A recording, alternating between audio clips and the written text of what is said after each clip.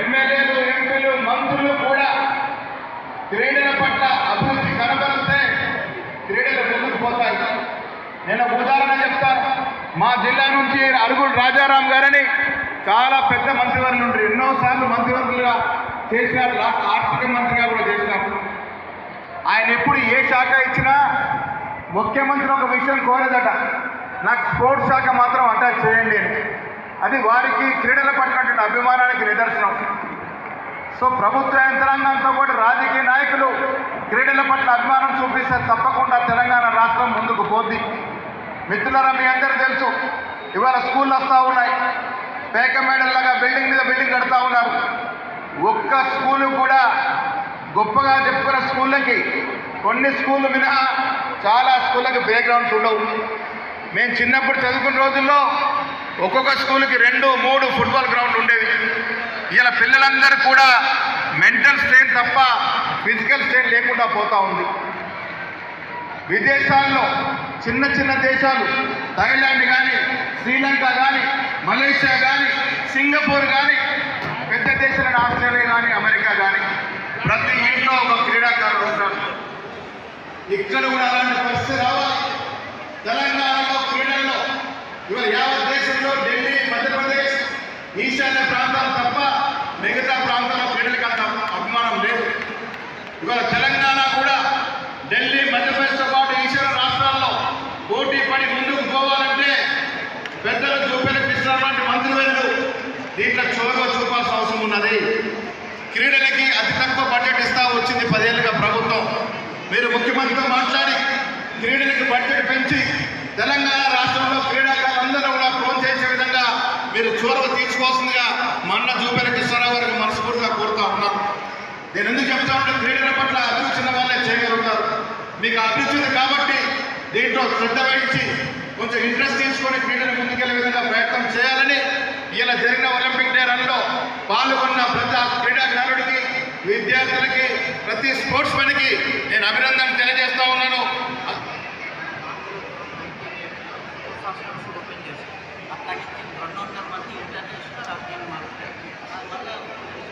ఇంకొక విషయం, 1980 అంటే దాదాపు 40 సంవత్సరాల క్రితం కాంగ్రెస్ హయాంలో స్పోర్ట్స్ హాస్టల్స్ ఓపెన్ చేసి క్రీడాకారుల్ని ప్రోత్సహించడం వల్ల ఈ తెలంగాణ, ఆంధ్రప్రదేశ్ రాష్ట్రం నుంచి దాదాపు 200 మంది ఇంటర్నేషనల్ స్థాయికి క్రీడాకారులు పోయేటువంటి పరిస్థితి వచ్చిందంటే అది కాంగ్రెస్ ప్రభుత్వం యొక్క గర్వకారణం అన్న మాట చెప్తా ఉన్నాను. అదే మాదిరిగా ఇప్పుడు ప్రభుత్వం కూడా దశాబ్దాల కింద ఇంటర్నేషనల్ కమిటీ ఫామ్ అయిన నేను అంతర్జాతీయంలో ప్రతి దేశంలో కూడా ఈనాడు ఒక పండుగలాగా జరుపుకుంటా ఉన్నాం. మరి ఇందులో ఒక రకంగా మాట్లాడాలంటే బాధాకరంగా కూడా అనిపిస్తూ ఉంది. ఎందుకంటే భారతదేశ జనాభా 140 కోట్లు.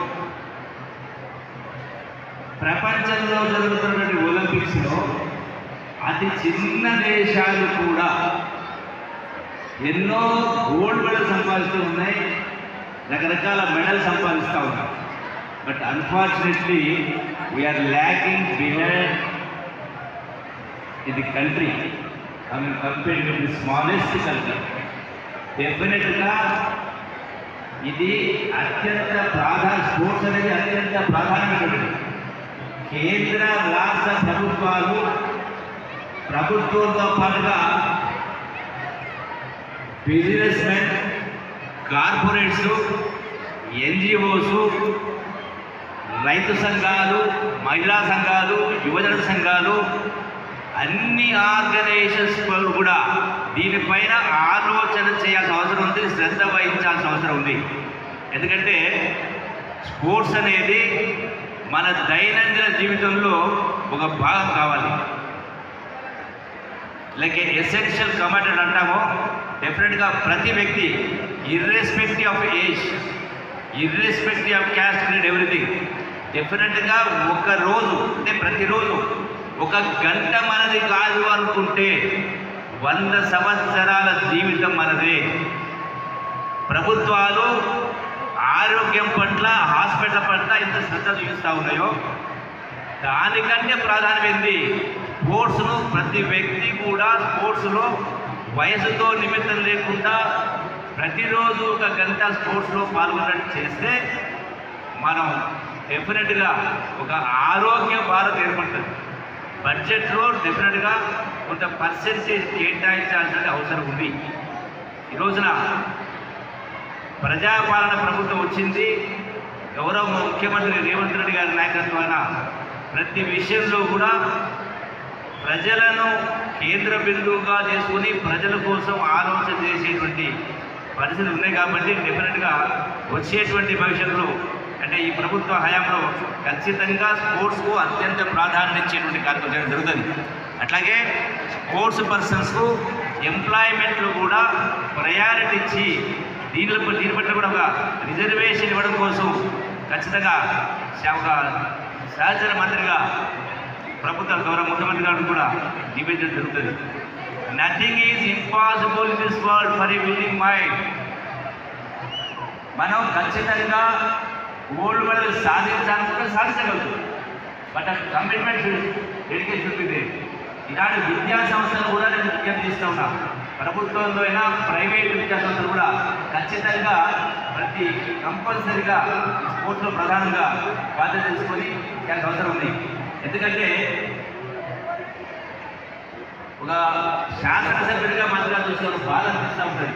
చాలా ఎక్కడ ఏ హాస్పిటల్ చూసినా కిక్కిరిసినట్టుగా